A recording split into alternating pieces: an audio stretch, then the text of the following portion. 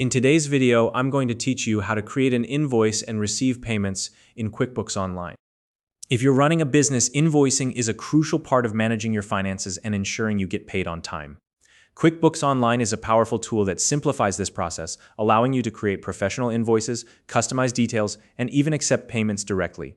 Whether you're new to QuickBooks or looking to sharpen your skills, this step-by-step tutorial will guide you through everything you need to know. If you don't already have a QuickBooks Online account, you can use the link in the description to sign up and get started. Let's dive in.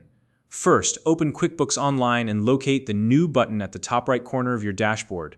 Click on it, and from the drop-down menu, select Invoice.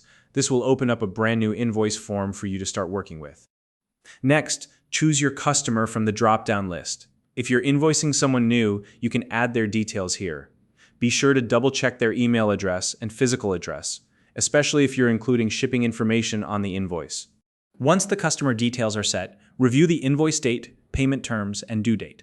These fields are typically auto-filled based on your settings, but you can make adjustments if necessary to align with specific agreements or deadlines.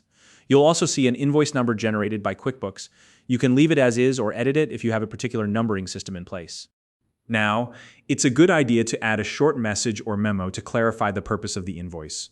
This could be something like web design services for March 2023 or repair and maintenance work completed. It adds a personal touch and helps your customer understand what the invoice is for. Moving on to the main part of the invoice, adding products or services. Use the drop-down menu to select items from your predefined product or service list. For each item, confirm the quantity, rate, and any applicable sales tax. If the item you need isn't already in your list, don't worry, you can create new items right here. Just make sure to include a clear description, such as the service period or a summary of the work provided. If there are any additional charges like discounts, shipping fees, or handling costs, you can add those as separate lines to ensure everything is accounted for. Be as specific as possible to avoid confusion. Now, let's talk about payment options. At the top right corner of the invoice form, click on Manage to review how you'd like to accept payments. If you haven't set up QuickBooks Payments yet, this is a great time to do so.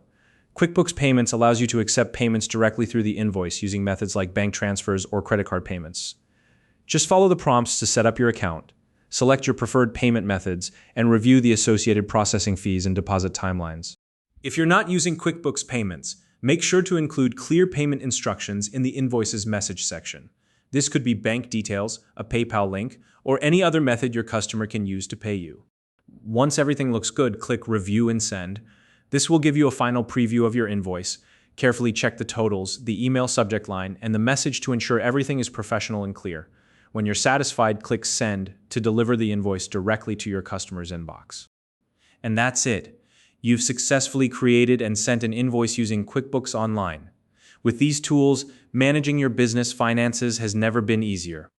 If you found this video helpful, please like and subscribe.